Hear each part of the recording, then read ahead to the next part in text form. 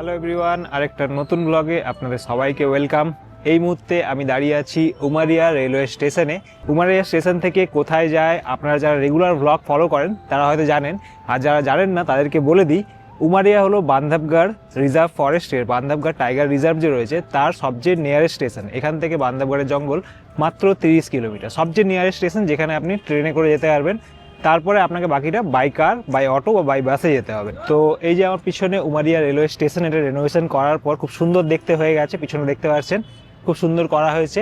আর ঠিক এই দিকটা ঘুরে গেলে এই দিকটাতে এখানে অটো গাড়ি সব দাঁড়িয়ে থাকে। আপনি এখান থেকে চাইলে বাস স্ট্যান্ড চলে যেতে পারেন, বাস স্ট্যান্ড থেকে বাসে করে যেতে পারেন টালা বান্ধবগড় পর্যন্ত, অথবা আপনি এখান থেকে ডাইরেক্ট অটো বা গাড়ি ভাড়া করে চলে যেতে পারেন। গাড়ি ভাড়া করলে আমি বলে দিই ভাড়াটা অ্যারাউন্ড 1100 থেকে 1300-র মধ্যে ভাড়া নেবে। আর যদি আপনি অটোতে করে যান সেক্ষেত্রে 700 থেকে 900 এরকম ভাড়া নিতে পারে। তো চলুন যাওয়া যাক। ও হ্যাঁ, আরেকটা কথা বলাই হলো না, এইবারে দেখতে পাচ্ছেন আমি একাই রয়েছি, আমার সাথে আমার ফ্যামিলি নেই। কিন্তু এবার একজন স্পেশাল পার্সনের সাথে সাফারি করতে চলেছি।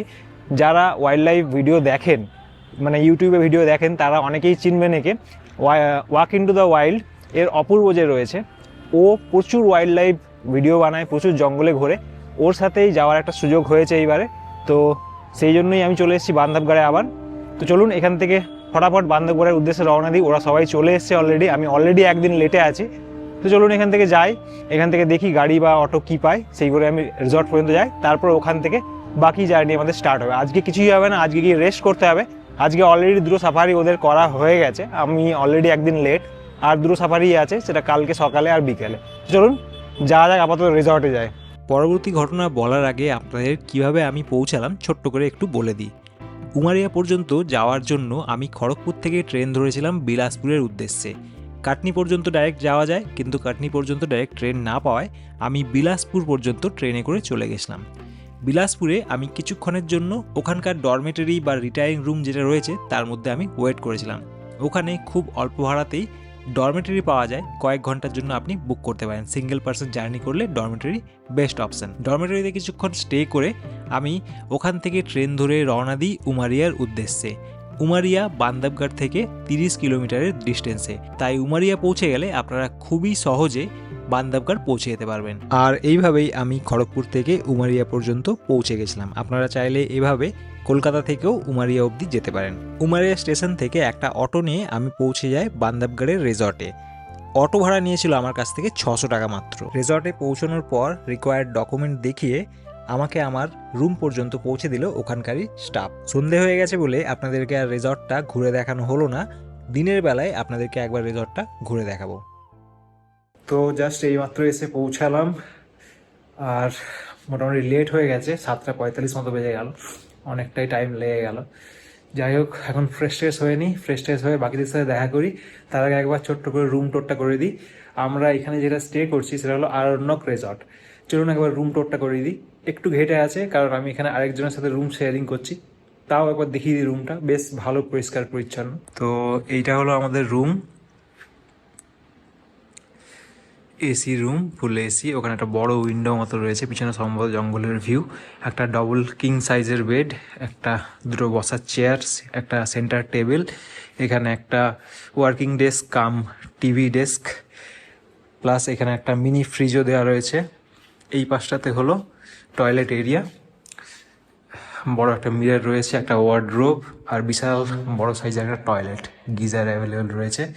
এইখানে ফ্রেশ ট্রেশ হয়ে নেবো। ফ্রেশ ট্রেশ হয়ে এখন বাকিদের সাথে দেখা করতে যাবো। রুমে ফ্রেশ হয়ে বাকিদের সাথে দেখা করতে চলে গেলাম। সবাই মিলে সন্ধ্যাবেলা একটা জমিয়ে বেশ আড্ডা হলো। এই ট্রিপে আমি ছাড়াও অপূর্বর সাথে সাফারি করার জন্য আরও 6 জন এসেছিলেন। ওয়াক ইন টু দ্য ওয়াইল্ডের অপূর্ব আমাদের সকলের জন্যই walk into the wild লেখা একটা badge cum fridge magnet as a gift দিয়েছিল। গল্প আড্ডা শেষে আমরা ডিনার করে তাড়াতাড়ি শুয়ে পড়লাম, কারণ পরের দিন সকালে আর্লি মর্নিং বেরোতে হবে সাফারির জন্য। আজকে ডে 2। সকাল সকাল আমরা সবাই রেডি হয়ে চলে এসেছি সাফারির জন্য। সাফারির জিপসি আমাদের জন্য আমাদের রিসর্টে চলে এসছে এবং পিক আপ করে আমাদেরকে নিয়ে চললো বান্ধবগড়ের খিতলি জোনের উদ্দেশ্যে। আজকে আমাদের ফার্স্ট সাফারি রয়েছে খিতলি জোনে। বান্ধবগড়ের মোট 3টা কোর জোন রয়েছে, মগদি, খিতলি এবং টালা।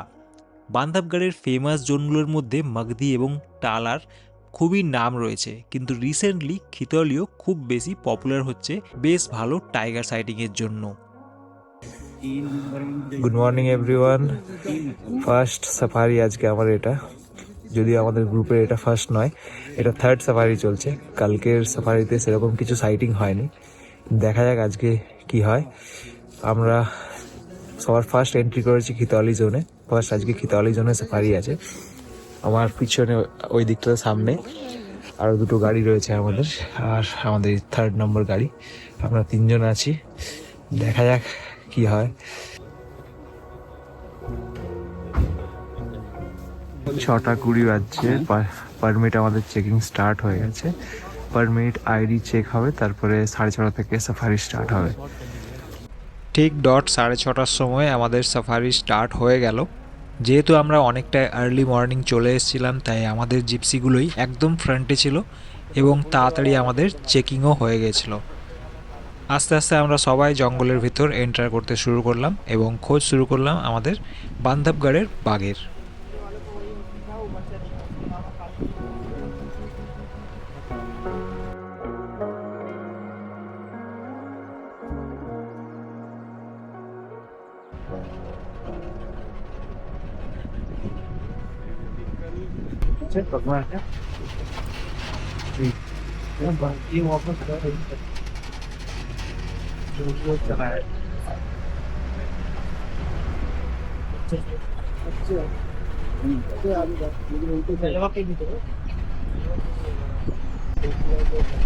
সকাল সকাল ফ্রেশ ফার্মার দেখতে পেয়ে গেলাম, দেখা যাক ফ্রেশ ফার্মারের সাথে টাইগার দেখা যায় কিনা। আমাদের 3টে জিপসি 3 দিকে ডিভাইড হয়ে পুরো খিতলি জোনটা খুঁজতে লাগলো, কারণ টাইগারের প্রিভিয়াস লোকেশন কারোরই জানা ছিল না।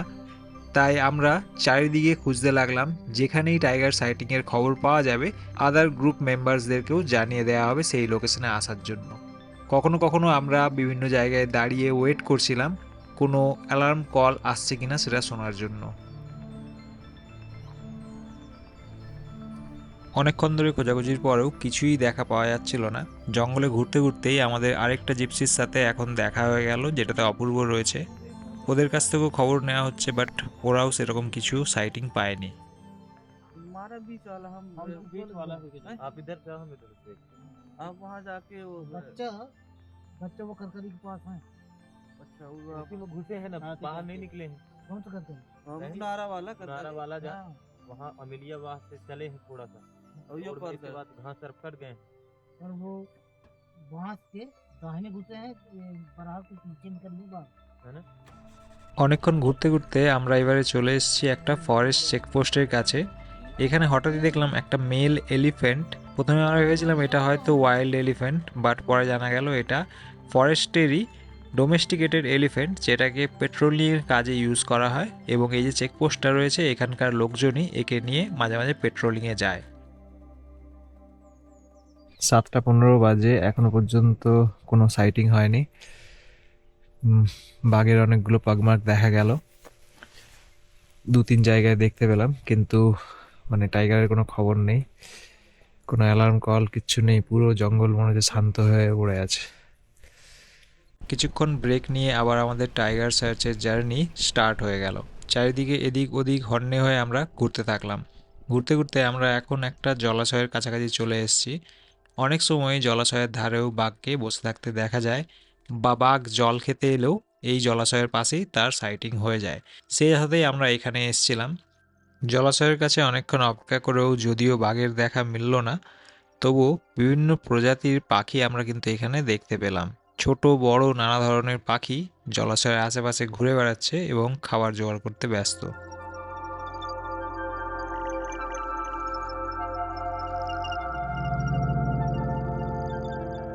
অনেকক্ষণ ধরে খোঁজাখুঁজির পরও যখন কিছু পেলাম না, তখন অগত্যা আমরা জলাশয় ছেড়ে অন্যদিকে রওনা দিলাম।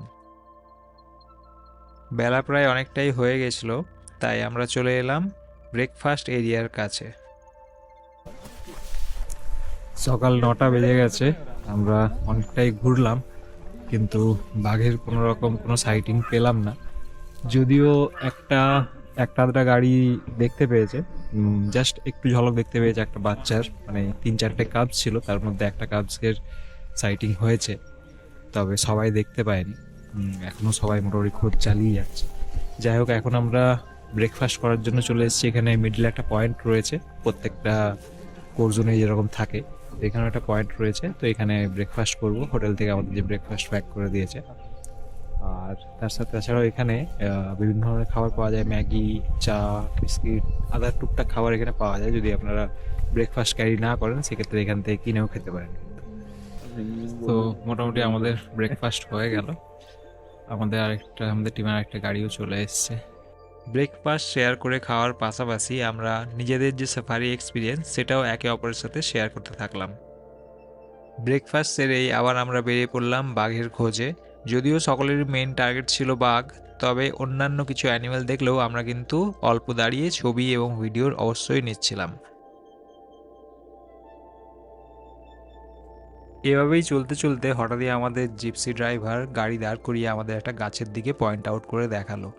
অনেকক্ষণ ভালোভাবে দেখার পর আমরা দেখতে পেলাম দুটো ইন্ডিয়ান স্কুপ সাউল সেখানে বসে রয়েছে। এরা এমনভাবে ক্যামোফ্লজ হয়ে বসে থাকে যে ভালো করে না দেখলে আপনি কিন্তু এদের নোটিস করতেই পারবেন না।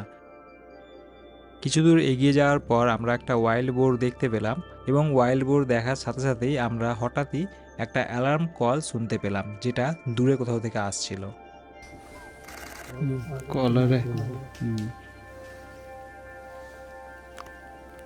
চলো, कहाँ से आ रही?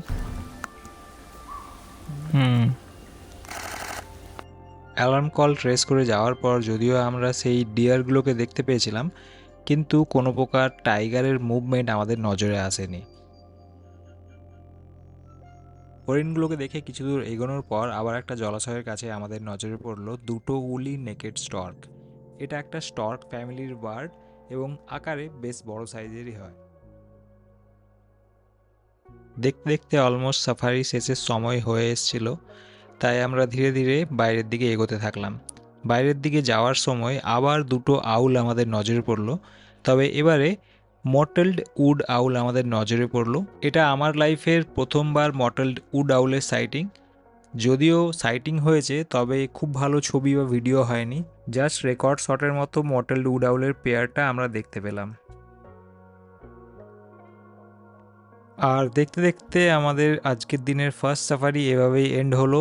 টাইগারের খোঁজে গেলেও টাইগারের কোনো দেখা কিন্তু আমরা পাইনি।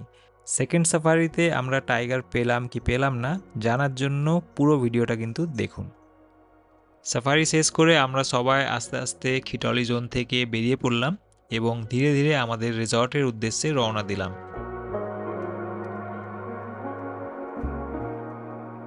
রিসর্টটা রাত্রেবেলা ভালো করে দেখানো হয়নি, আরেকবার দেখিয়ে দিই দিনের বেলা। এইগুলো হলো রিসর্ট। এখানে প্রত্যেকটা কটেজ টাইপের প্রত্যেকটা যে বিল্ডিং রয়েছে 4টা করে রুম রয়েছে, নিচে দুটো উপরে দুটো, এরকম বেশ কয়েকটা রুম রয়েছে। আর চারিদিকটা সারাউন্ডেড বাই ট্রিজ, মানে পুরো ন্যাচারাল পরিবেশের মধ্যেই রিসর্টটা, মানে জঙ্গলে থাকার একটা অভিজ্ঞতা ওরকম টাইপের মনে হবে, কিন্তু অ্যাকচুয়ালি জঙ্গল থেকে একটু বাইরেই রয়েছে।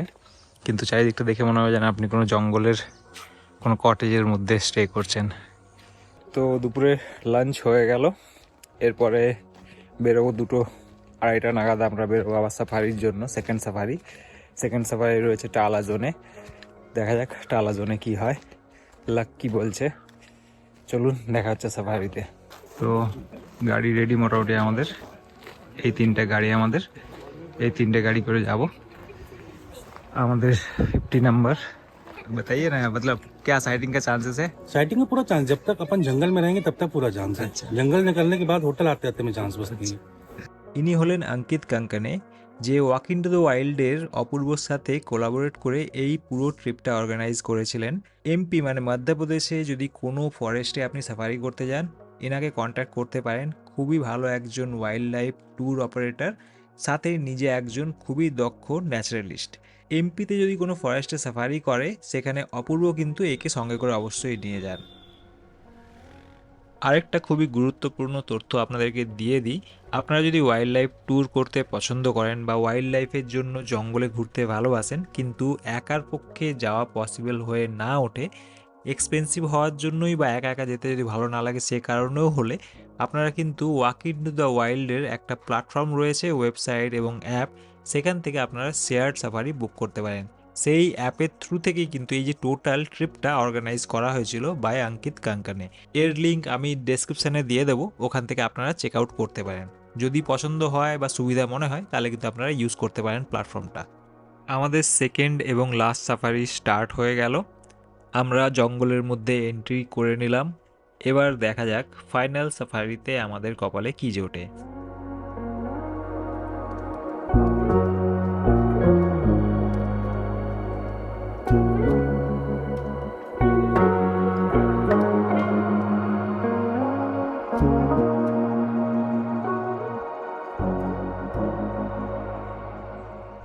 সকালের মতনই অ্যাজ ইউজুয়াল আমরা 3টে জিপসি নিয়ে 3 দিকে রওনা দিলাম, যাতে টাইগার খোঁজার জন্য বেশি এরিয়া আমরা কভার করতে পারি।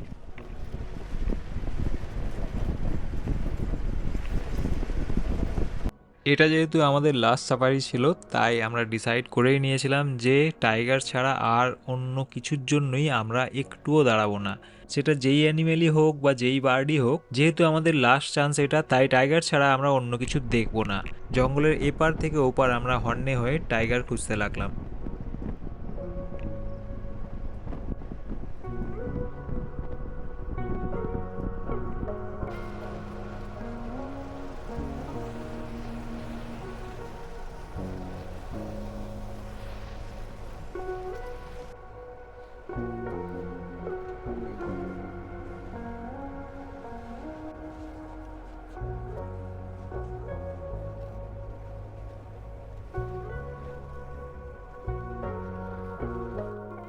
চলতে চলতে হঠাৎই আবার আমরা অ্যালার্ম কল শুনতে পেলাম। তবে এবারেও অনেকক্ষণ ধরে অপেক্ষা করার পরেও হতাশা ছাড়া আমাদের কপালে আর কিছুই জুটল না।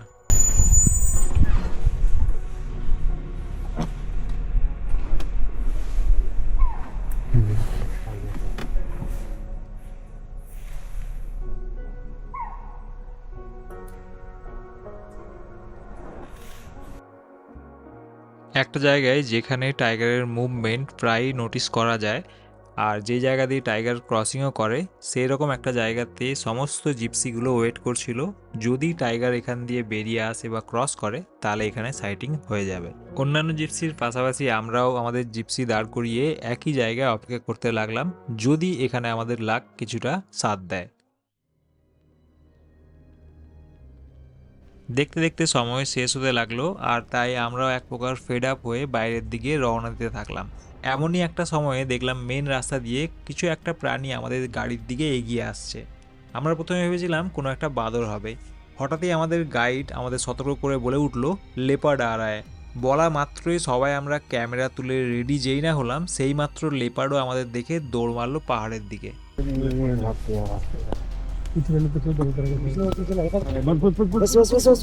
वो देख रहा है।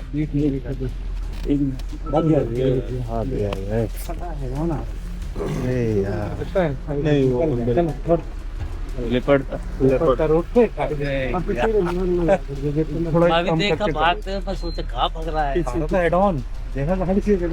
अरे मैं सोचा सुबह की तरह बंदर आ रहा है। मुझे भी बंदर लगा। बंदरी लगा और लीपर देखते सामने।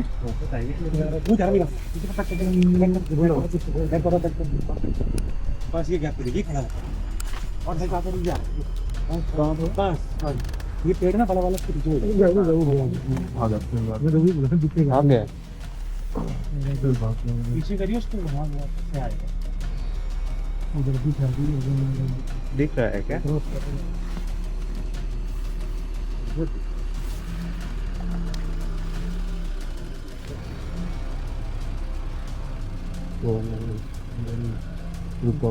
ये वॉइस भागो ये ब्लैक कलर दिख रहा है अंदर गाड़ी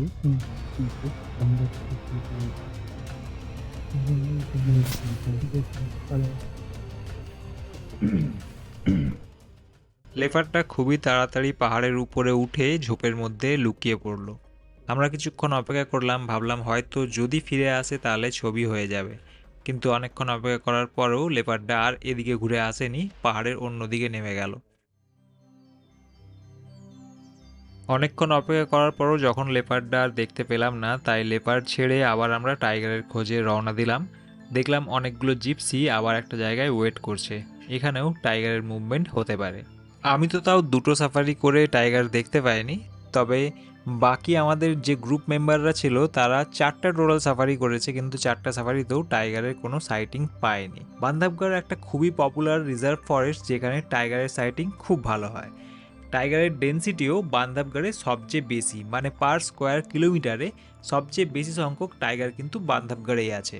তা সত্ত্বেও আমরা কেন টাইগার দেখতে পেলাম না, তার অন্যতম একটা কারণ হিসেবে যেটা আমরা জানতে পারলাম পরে, বান্ধবগড়ে কিছুদিন আগে একটা মেলা হয়েছিল এবং বান্ধবগড়ে কোর জোনের ভিতরে একটা মন্দির রয়েছে, সেখানে ওই মেলার দিনগুলিতে পাবলিককে বাই ওয়াক অ্যালাউ করা হয়, সঙ্গে অবশ্যই ফরেস্ট গার্ডরা থাকেন। সেই জন্যই এত পাবলিক মুভমেন্ট হওয়ার জন্য অ্যানিমেলসরা কিন্তু ডিপ, মানে আরও ভেতরের দিকে চলে গেছিলো বা অন্য এরিয়ার দিকে চলে গেছিলো, তাই জন্য টাইগারের মুভমেন্ট বা অ্যানিমেল মুভমেন্ট খুবই অল্প সংখ্যক ছিল। আদারওয়াইজ আমি এর আগেও বান্ধবগড় প্রচুরবার এসেছি, এরকম খারাপ অবস্থা হয়নি যে একেবারেই অ্যানিমেল দেখা যাচ্ছে না। তাই এবারের মতো লাক আমাদের খুবই খারাপ ছিল, যে কোনো কারণেই হোক আমাদের কিন্তু সাইটিং খুব ভালো হয়নি। আর হ্যাঁ, আপনারা কিন্তু জঙ্গলে যাচ্ছি বলেই যে বাঘ দেখতে পাবো এই আশা নিয়ে যদি যান তাহলে আপনারা কিন্তু ডিসঅ্যাপয়েন্ট হতে পারেন। আপনারা যদি জঙ্গল এনজয় করতে চান বা যদি নেচারকে এনজয় করতে চান, সঙ্গে কিছু ওয়াইল্ড অ্যানিমেল দেখতে চান, সেই মনের আশা নিয়ে গেলে আপনারা কিন্তু কখনোই ডিসস্যাটিসফাইড হবেন না। কিন্তু যদি এটা ভেবে যান যে জঙ্গলে যাব আর বাঘ দেখব, তাহলে কিন্তু আপনাদের ডিসস্যাটিসফাইড হয়ে জঙ্গল থেকে ফিরতে হবে। যাই হোক, এটা একটা অন্যরকম এক্সপিরিয়েন্স ছিল গ্রুপে ট্যুর করা, তার সাথে যার ওয়াইল্ড লাইফ ভিডিও আমি প্রায়ই দেখি ইউটিউবে, তার সাথে সাফারি করার একটা এক্সপিরিয়েন্স খুবই ভালো ছিল। সঙ্গে সকলের সাথে গল্প আড্ডা করে সকলের সম্বন্ধে জানা এবং বিভিন্ন ব্যাকগ্রাউন্ড থেকে যে লোকজন এসছে সেটা দেখেও খুব ভালো লাগলো। साइटिंग अच्छा है। और लेपर्ड दिखा हम लोग। कहाँ मिला? यही साथ पीछे पहाड़ी के नीचे हम लोग। और जैसे कैमरा हम लोग सोचे बंदर आ रहा है। मैं सोचा बंदर है। तो कैमरा उठाई थी फोन पे। ये तो चल रहा था काफी देर তো বন্ধুরা, এটাই ছিল আমার একটা ছোট্ট safari experience walk into the wild অপূর্বর সাথে। আশা করি ভিডিওটা আপনাদের ভালো লেগেছে। ভিডিও ভালো লাগলে লাইক করতে ভুলবেন না। দেখা হচ্ছে অন্য একটা ভিডিওতে। আপনারা সবাই ভালো থাকবেন, হাসি খুশি থাকবেন এবং আপনাদের দিনটি খুব ভালো কাটুক।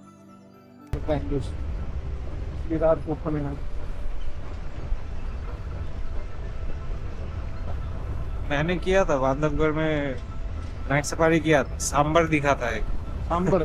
सांबर दिखा। उसके पेड़ में दिखता क्या है? हाँ वही।